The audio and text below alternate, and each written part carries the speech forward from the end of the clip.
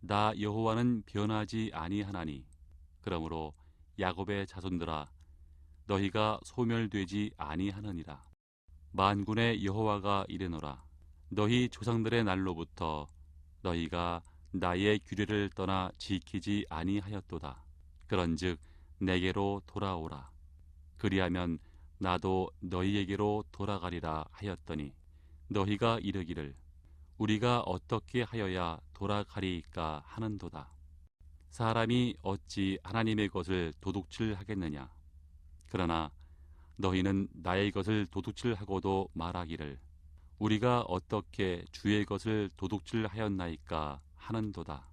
이는 곧 11조와 봉헌물이라. 너희 곧 온 나라가 나의 것을 도둑질하였으므로 너희가 저주를 받았느니라. 만군의 여호와가 이르노라. 너희의 온전한 11조를 창고에 들여 나의 집에 양식이 있게 하고 그것으로 나를 시험하여 내가 하늘 문을 열고 너희에게 복을 쌓을 곳이 없도록 붙지 아니하나 보라. 만군의 여호와가 이르노라. 내가 너희를 위하여 메뚜기를 금하여 너희 토지 소산을 먹어 없애지 못하게 하며 너희 밭에 포도나무 열매가 기한 전에 떨어지지 않게 하리니 너희 땅이 아름다워짐으로 모든 이방인들이 너희를 복되다 하리라. 만군의 여호와의 말이니라. 소선지서 12권의 말씀을 우리가 보고 있습니다. 오늘은 마지막 12번째 선지자, 구약 성경의 마지막 선지자, 말라기 선지자 이후로 신약에 이르기까지 400여 년의 침묵기가 있었던, 암흑기가 있었기 전에 마지막 하나님의 말씀을 선포했던 말라기를 통해서 오늘 우리들이 하나님께서 이 시대에, 아니 오늘 우리들에게 주시는 귀한 메시지를 깨닫게 되기를 간절히 소망합니다. 구약의 마지막 책이죠. 말라기라고 하는 이름의 뜻을 우리가 보면 나의 사자라고 하는 그런 것으로 뜻합니다. 이름이 너무 특이해서 많은 학자들은 이것이 그의 이름이 아니라 그가 사자와 같이 아름다운 하나님의 말씀을 포효와 같이 선포했던 선지자가 아니었는가라고 하면서 그렇게 추측을 하기도 합니다. 말라기를 우리가 잘 살펴보시면 우리들에게 주는 귀한 메시지가 있습니다. 우리 하나님은 여호와를 경외하는 자, 여호와를 영예롭게 하는 자를 새롭게 사용하시기를 원하신다라는 것입니다. 왜 하나님께서는 말라기를 통해서 구약의 마지막을 장식하게 하셨을까요?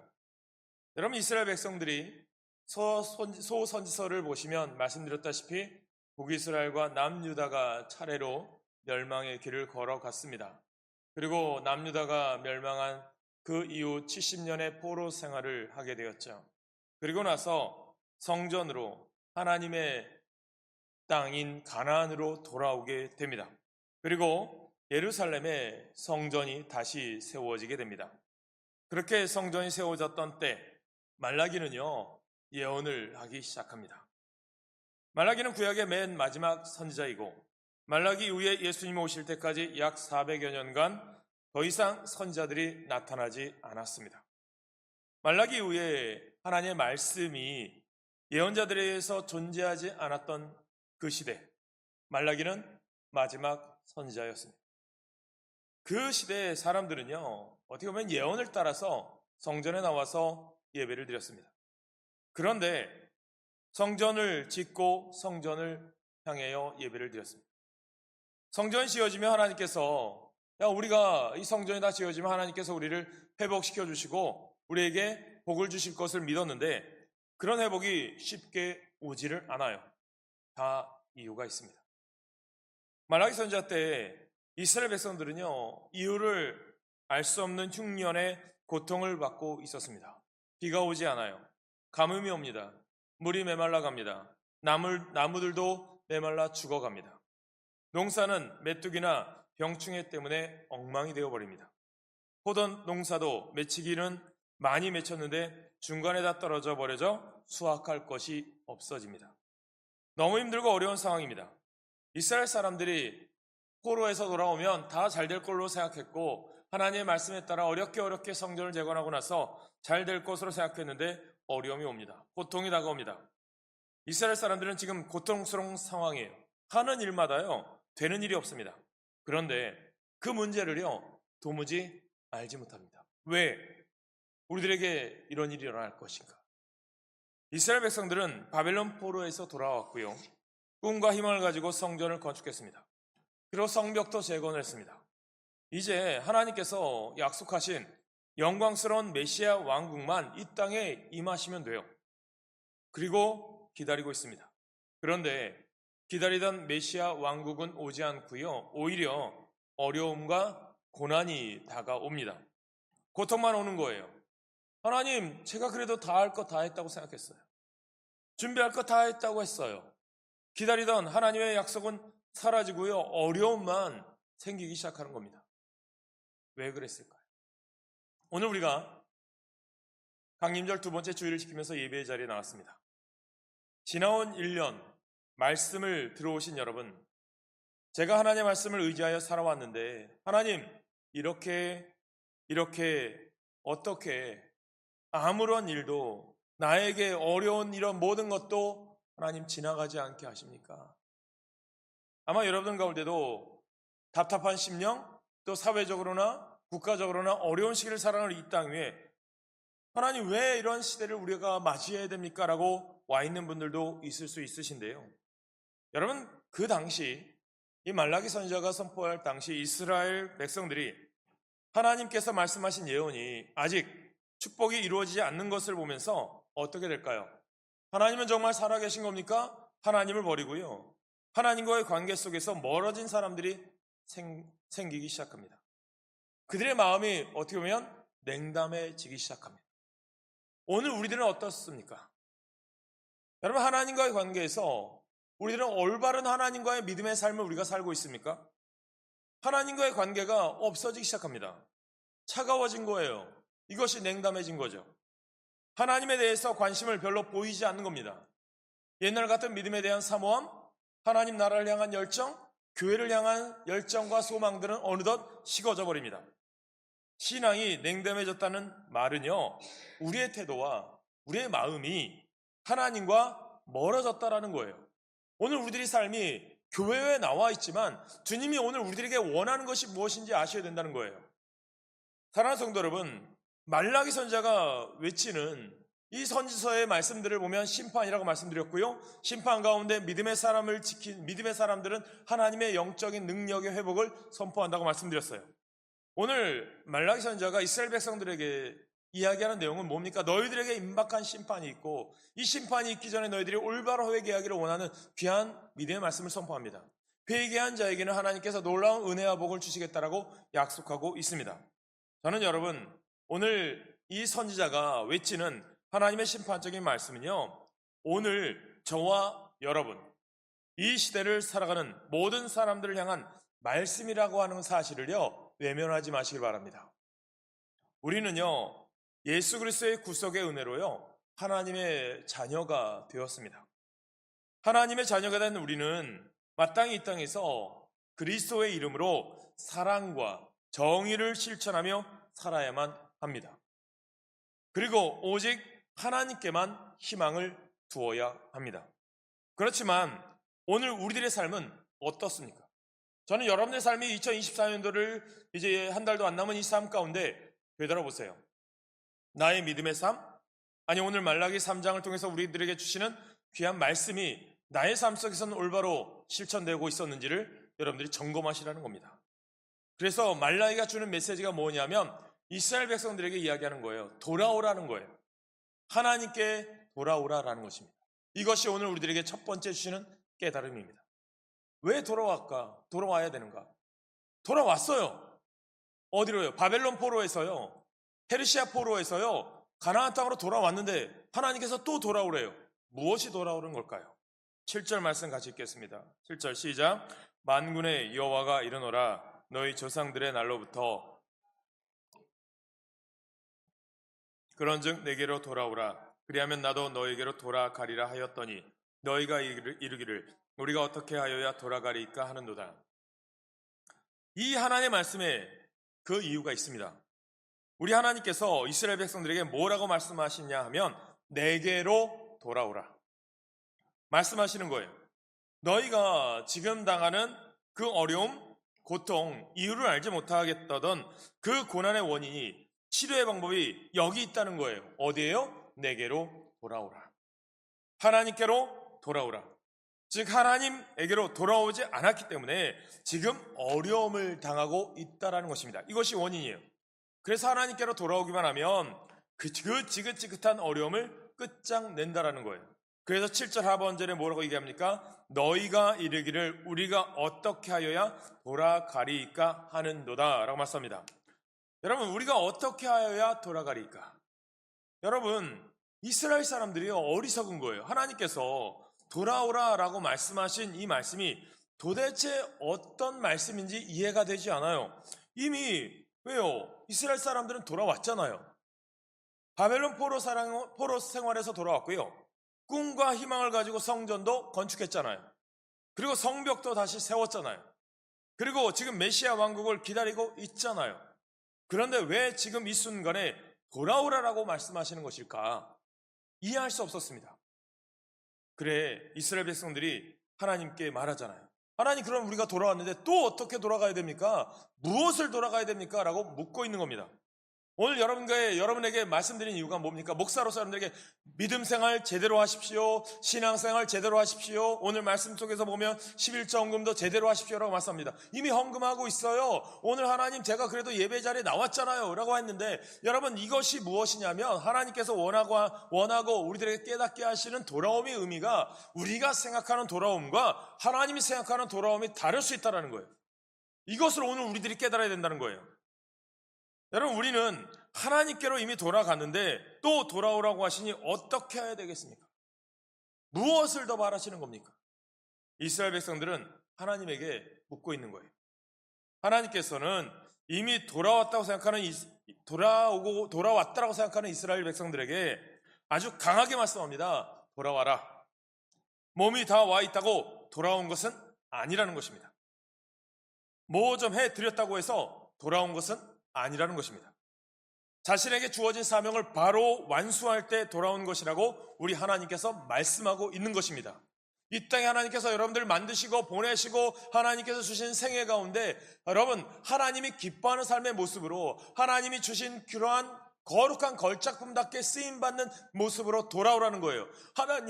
하나님의 형상을 닮은 존재로 돌아오라는 거예요. 저는 이것이 여러분 가운데 깨달아지길 간절히 축복합니다. 내 생각으로 내 마음대로 내 뜻대로 사는 인생이 아니라 내 생각은 죽어지고요. 하나님, 오늘 내가 있으라는 곳에 있어야 되고요. 내가 오늘 하나님이 가라는 곳에 가야 되고요. 하나님 오늘 나에게 주신 사명을 감당하는 그 자리로 가는 것이 여러분 우리가 돌아가는 것임을 깨닫게 되길 간절히 소망합니다. 여러분, 이스라엘 백성들은 어떠했을까요? 겨우 자기 자신을 위한 형식적인 예배로 만족하고 있었습니다. 그것도 눈이 멀고 다리를 저는 제물로 드리는 억지 제사를 드립니다. 하나님께서 생각하시고 바라시는 그리고 뜻하시는 하나님의 백성들의 사명이 이게 아니라고 말씀하는 거예요. 억지로 자기 신앙을 지키는 것, 물론 안 하는 것보다는 낫겠지만 억지로 자기 신앙을 지키는 것은 정말로 하나님에게로 돌아온 것이 아니라는 것입니다. 왜냐하면 이런 신앙, 억지로 돌아온 신앙은 다시 얼마든지 하나님을 떠날 수 있기 때문이라는 것입니다. 여러분, 이스라엘 사람들이 정말로 하나님께로 돌아왔다면 무엇인가 달라져야 한다는 것이죠. 뭡니까? 그냥 형식적인 예배 드리고 형식적인 제물 드리고 그런 것이 아니라는 말씀이에요. 몸이 여기 있다고 해서 여기 있는 것이 아니라는 말씀입니다. 그럼 하나님께로 돌아오는 방법, 길은 무엇일까요? 언제부터인가 하나님께 예배드리는 우리의 모습들이 예배를 통하여 하나님이 영화롭게 드러나야 되는데, 우리는 예배를 드리면서 어떤 목적을 가지고 있습니까? 내가 좀 하나님 복을 좀 받아야 되겠어요. 여러분, 복 받는 것이 잘못된 것이 아니에요. 하나님을 드러내지 않으려고 하는 우리 인간의 욕심들, 하나님을 우리에게 복을 주시기 위한 존재하시는 분이 아니라 복되신 우리가 복되신 하나님의 백성이 되기 위하여 우리들이 존재해야 되는데, 어느 날부터인가 우리의 신앙과 우리의 예배가 잘못되어 가기 시작하는 거예요. 여러분, 우리가 믿는 하나님, 우리가 믿는 기독교, 여러분 기복 종교입니까? 아니에요. 축복의 종교예요. 여러분, 하나님이 우리의 알라딘에서 나오는 지인입니까? 요술램프의 지인입니까? 아니잖아요. 기독교는 축복의 종교예요. 우리는 축복의 사람이 되기 위하여 하나님 제 삶에 하나님의 영광이 드러나고 하나님의 백성으로 살아가는 것이 우리의 기도가 될 때에 축복의 종교가 되는 겁니다.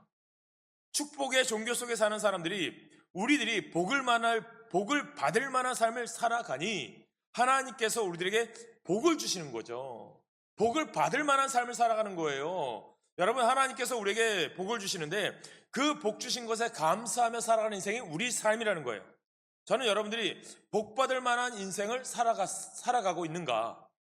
여러분, 2024년도 여러분들이 복 받은 인생, 복 받을 만한 인생이 되었는가를 돌아보시라는 거예요. 이것이 오늘 우리 가운데 주시는 메시지예요. 이스라엘 백성들 말라기를 통해서 주시는 메시지가 뭡니까? 너희들 하나님께서 가나안 땅까지 인도하셨고, 여러분 너희들 고난과 시련 가운데 나라가 망하고 나서 바벨론이라고 하는 나라를 통해서 포로로 끌려갔고, 바벨론도 망하고 바사 페르시아를 통해서 너희들이 다시 이 땅에 돌아왔는데 육신적인 것만 돌아오지 말고, 형식적인 교회만 세우지 말고, 성벽만 형식적으로 세우지 말고 너희들 마음, 심령, 신령과 진정으로 하나님께 돌아왔느냐? 이것이 우리들이 깨달아야 된다는 거예요. 망하기 전에 성전이 없었나요? 있었잖아요. 이스라엘이 왜 망했습니까? 진정과 신령으로 예배드리는 사람이 없었다는 거예요. 오늘 하나님께 믿음으로 살아가도 신령과 진정으로 믿음 생활하시길 간절히 축복합니다. 그래서 돌아올 때 이 말라기 선자가 무엇을 말씀드리냐면, 오늘 우리들이 예배 때마다 말씀 때마다 여러분들이 듣기 싫어하는 말씀일 수도 있어요. 헌금을 얘기하는 거예요. 물질을 얘기해요. 그래서 두 번째, 온전한 11조를 드려라 라는 거예요. 8절 말씀이에요. 같이 읽겠습니다. 시작. 사람이 어찌 하나님의 것을 도둑질하겠느냐? 그러나 너희는 나의 것을 도둑질하고도 말하기를 우리가 어떻게 주의 것을 도둑질하였나이까 하는도다. 이는 곧 11조와 봉헌물이라. 구체적으로 말씀하는 거예요. 하나님께서는 많은 것을 요구하시는 게 아니에요. 하나님이 부족하시겠어요? 아니잖아요. 단지 이스라엘 사람들에게 우리 하나님은 최소의 것을 요구하는 거예요. 11조와 헌물을 다시 내라고 말씀하는 거죠. 즉, 이 말씀에 비춰보면 이스라엘 사람들이 지금 11조와 헌물을 내지 않고 있다는 말씀이에요. 내도요, 온전한 게 아니에요. 바벨론으로 돌아오기는 바벨론에서 가사에서 돌아왔지만, 그리고 예배는 드리고 있기는 하지만 하나님께 드려야 할 것은 드리지 않아요. 하나님께 드리지 말아야 할 것을 드린 이스라엘 사람들이라는 것입니다. 헌신도 하지 않아요. 여러분, 우리가 오해하는 것이 있어요. 잘 들으셔야 돼요. 헌금은 뭐예요? 돈입니다. 우리가 자본주의 사회에 살아가잖아요. 모든 것은 돈으로, 상품으로 생각을 합니다. 제가 가슴 아픈 것 가운데 하나는 먹을 것을 상품으로, 돈으로 여기는 세상이에요. 오래된 드라마죠. 대장금이라고 하는 드라마를 보면 이런 장면이 있었어요. 상궁이 장금이에게 물을 달라고 합니다. 그러자 장금이가 물어봅니다.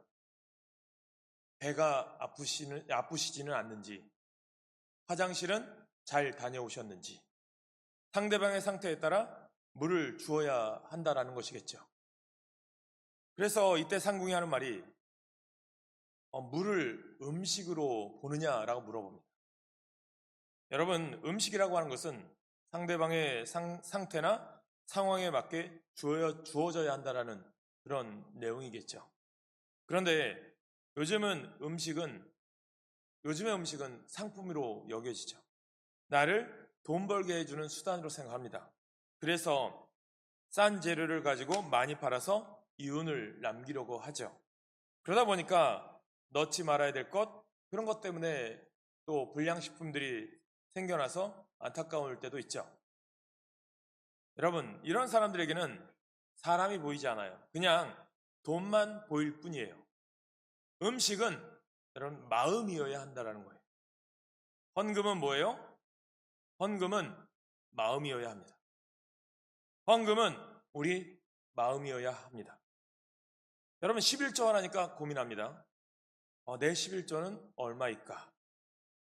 연봉 얼마를 받는데 그중 세금을 빼면 실제로 내가 받는 금액이 얼마인데 세금을 내고 내가 실제로 받는 금액의 11조를 내가 해야 하나? 아니면 세금 내지 않는 내 연봉의 11조의 10분의 1을 헌금해야 하나? 또 월급을 받은 아버지가 아이들에게 용돈을 주었어요. 아버지가 월급 받는 돈 가운데 분명히 11조 예물을 드렸겠죠. 물론 아이들에게 준 용돈도 포함되어서 11조를 했겠죠. 그런 아이들에게 용돈을 아버지에게서 받았는데 아이들은 그 용돈에서 11조를 해야 되나 말아야 되나? 어떻게 생각하십니까? 헌금은 뭐라고 말씀드렸어요? 헌금은 마음입니다. 헌금은 계산이 아니에요. 헌금은 마음이에요. 조금만 내야지 아깝네 하는 마음이 담겨져 있으면 그 헌금의 액수와는 상관없이 그 헌금은 이미 아무것도 아닌 거예요. 우리가 드리는 11조는 내가 지금 살고 있는 이 삶이 나의 힘으로 사는 것이 아니요 하나님의 힘으로 산다라고 하는 신앙 고백입니다. 여기에 우리의 마음이 담겨 있어야 한다는 거예요. 내 힘으로 사는 것이 아니라 하나님의 힘으로 삽니다 라고 하는 신앙 고백이 우리의 마음에 담겨 있어야 한다는 거예요. 감사헌금도 마찬가지예요. 얼마를 드려야 하나 하면 벌써 잘못된 거예요. 내가 드릴 수 있는 만큼 드리면 되는데요.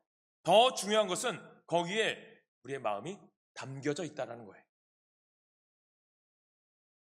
삶이 감사한 거죠. 내가 이 세상에 온 것도 내 뜻이 아니야. 내 아이를 세상에 오게 한 것도 내 뜻이 아니야. 하루하루 살아가는 것도 내 뜻, 내 의지, 내 능력이 아니야. 정말 나는 하나님 없이는 한순간도 살 수 없어. 그래 감사한 거야. 이 마음이 중요한 거예요. 이 마음이 담겨 있을 때 이게 하나님이 기뻐하시는 예물이 되는 줄 믿습니다.